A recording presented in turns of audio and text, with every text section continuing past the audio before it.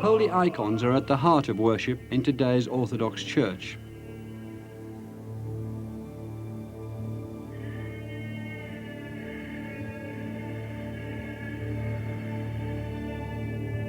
These images of Christ, the Virgin Mary, and the saints are more than decoration, more even than aids to prayer and contemplation. The faithful believe they're infused with the actual divine presence.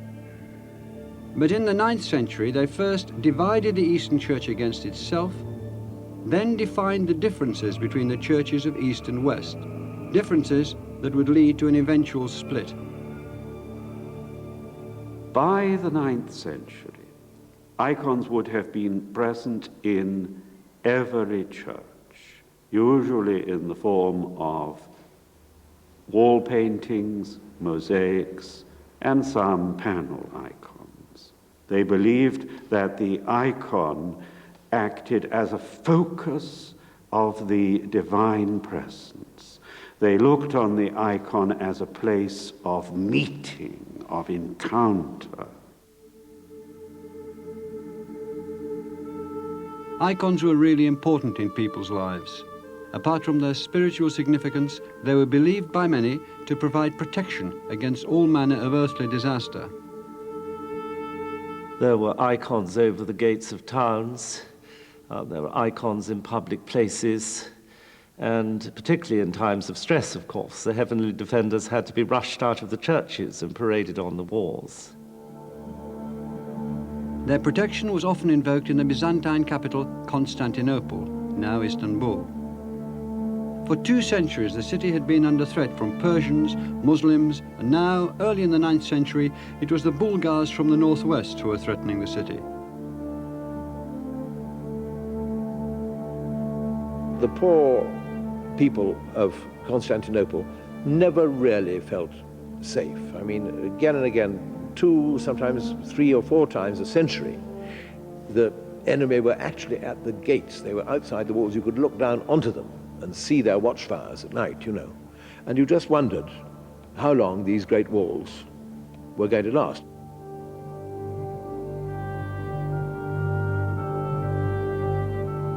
The city was only reprieved when the Emperor Leo V gave the Bulgars 2 of the empire's large provinces. Looking for a scapegoat for the loss, he fixed his eye on the city's holy images. Why are Christians suffering defeat at the hands of the pagans? It seems to me it is because the icons are worshipped and nothing else. And for this reason, I intend to destroy them. Friends had become foes, but Leo's antipathy wasn't new. Icons had been distrusted by other Byzantine emperors and churchmen and had been banned, even destroyed for a time in the previous century. For their opponents, iconoclasts, icons were no more than graven images. Christians should be praying to God, not to gold and paint. The thing about icons was that icons were originally developed as a sort of aid to worship. It always sort of helps if you have nice pictures of the Virgin and the saints and that sort of thing to inspire you when you're praying. But then what tended to happen is that they became more and more not aids to prayer, but the thing you actually prayed to. And they actually became almost gods in their own right. In other words, almost idols. And it had actually got to the stage where some icons were actually serving as godparents at baptisms. And this was why the whole iconoclast movement began.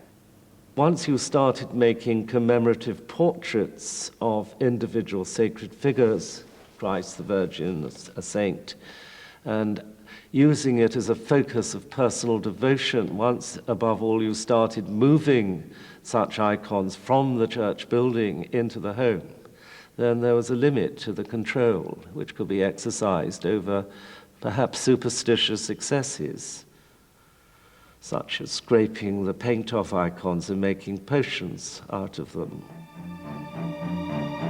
In 815, Leo called a council and issued a decree banning all religious images from the empire. Iconoclasm was revived and rampant.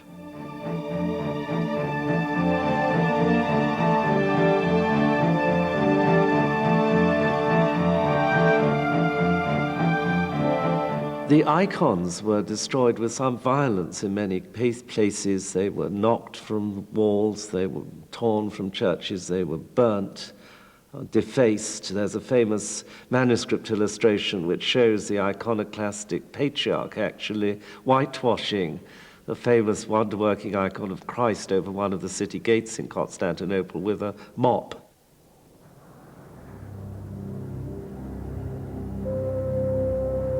Iconoclasm split the Eastern Church. While some church leaders were content to see the icons destroyed, others resisted.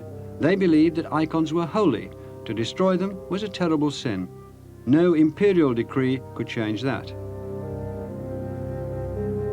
Here in St. John of the Studion Monastery in Constantinople, the abbot Theodore staged a procession, holding the monastery's icon shoulder high. The emperor had him thrown in jail and tortured. Icon painters too, like the celebrated Lazarus, were savagely persecuted. When the emperor heard that Lazarus, having barely recovered in prison, was taking up his art again and representing saints on panels, he gave orders that sheets of red-hot iron should be applied to the palms of his hands. His flesh was thus consumed by fire until he lost consciousness and lay half dead. Theophanes.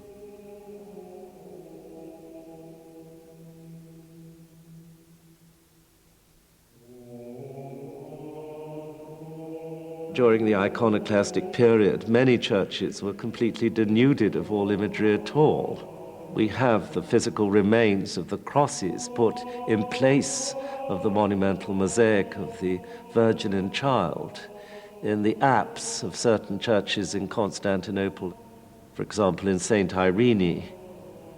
In other cases, the emperors or rich persons put in secular, neutral decoration. Iconoclasm didn't mean the end of imagery in the churches, only of representations of holy figures.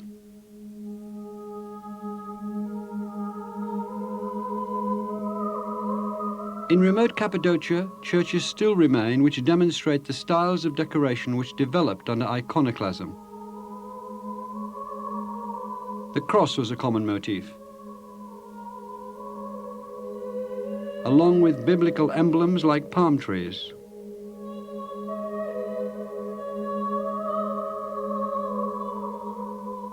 Symbols replaced the likenesses of people.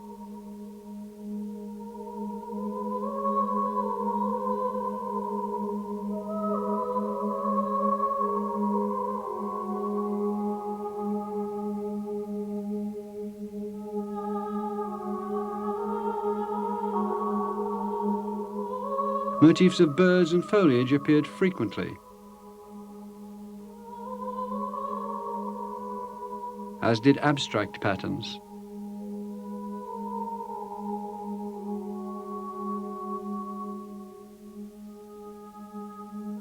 But iconoclasm did not last.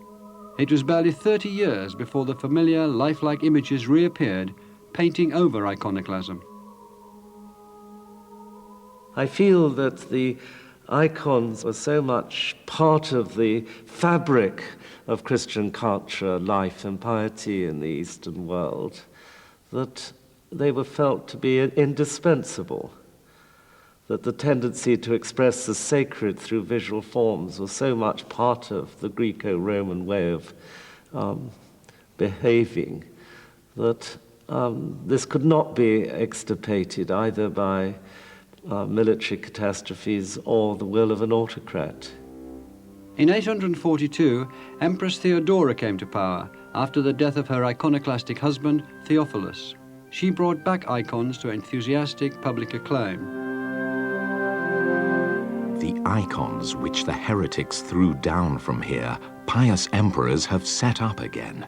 With such a welcome does the representation of the Virgin's form cheer us. Photius.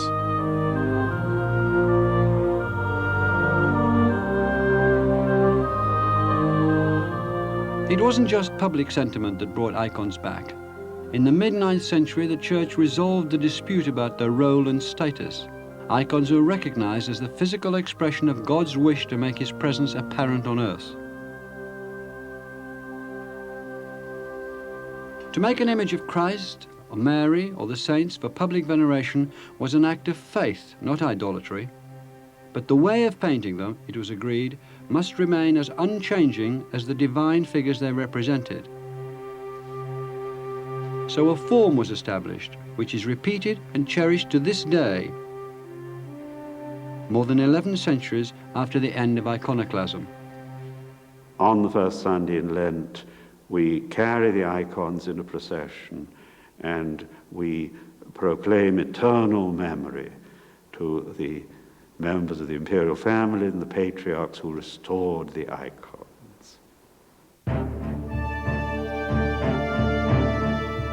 In the West, however, as the 9th century dawned, the Church was taking on a different character which scorned the East's reliance on images. You who claim to have preserved the purity of the faith by means of images, go and stand before them with your incense. We will search out the commands of our Lord in the books of God's own law. These anti-image sentiments were expressed in a series of books called the Libri Carolini. They'd been commissioned by Charlemagne, king of the Franks, who was expanding his empire through Central Europe with the blessing of the Pope. The books were part of a campaign against Byzantium's style of worship, particularly against the veneration of icons. The Franks called it icon worship. They said this is like worshipping idols. This is like abandoning Christianity. After all, God said in the Ten Commandments that we should not make unto ourselves graven images, abandoning Christianity and reverting to something like classical paganism. For Charlemagne, Christianity was the force which could hold his empire together. Charlemagne's God was one of law rather than love, and he looked back beyond Christ to older authorities.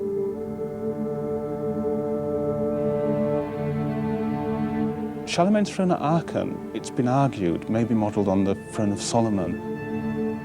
And I think that gives us some idea of the biblical models for his kingship. We know that his poets call him David, another Old Testament king, and the Franks at this period really do see themselves and identify themselves with the Israelites of the Old Testament. So it's really continuity from the Bible. In 806, one of Charlemagne's bishops, Theodulf of Orleans, the author of the Libri Carolini, built his church at Gemini-des-Prés. Over the altar, where in the east the Virgin and Child would appear, he had depicted the Ark of the Covenant, an image proclaiming the primacy of the law.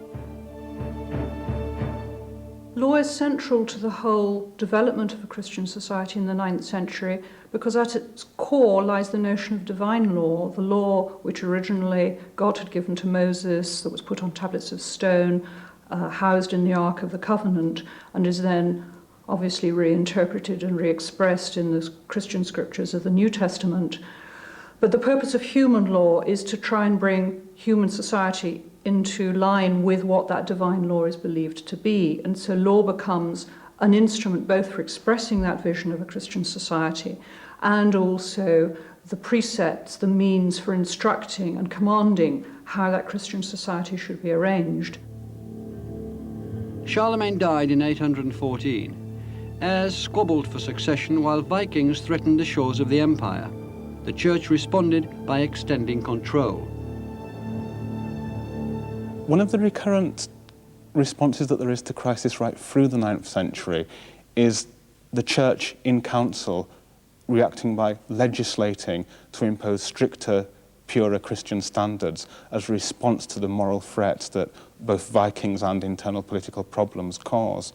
And we see this happening again and again, bishops coming together in council to legislate and reform Christianity as a way of dealing with political problems. New laws flowed from these councils. They prescribed moral and social behavior. They set out how entry rituals like baptism should be conducted and how Christians should take leave of life on earth. they Christianized time.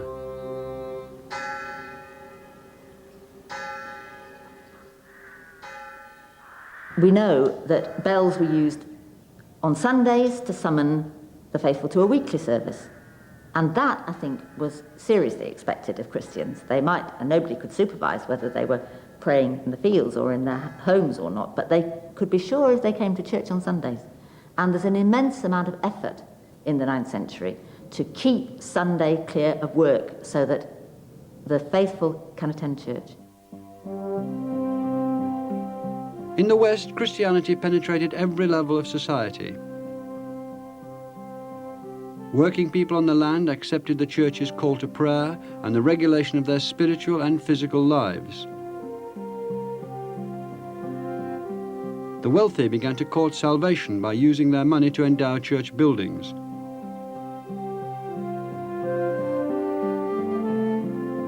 The church, with its law, was in control.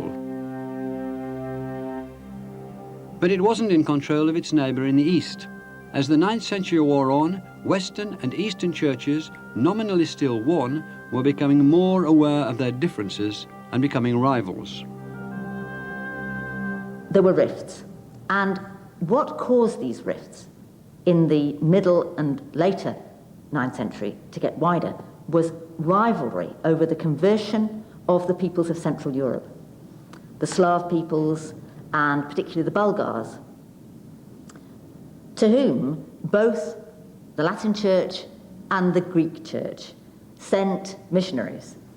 So the conflict became quite overt, that they were competing for the allegiance of these newly converted peoples. Khan Boris of the Bulgars opted to be received into the Eastern Church. Some said a holy icon had been instrumental in persuading him. A more likely reason was that the Eastern Church would allow him to worship in his own language and have his own patriarch. The flexibility of the Eastern Church contrasted with the authoritarianism of the Western. By the end of the 9th century, the Christian world was drifting apart as the churches of the East and West developed different characters, different ways of talking to God.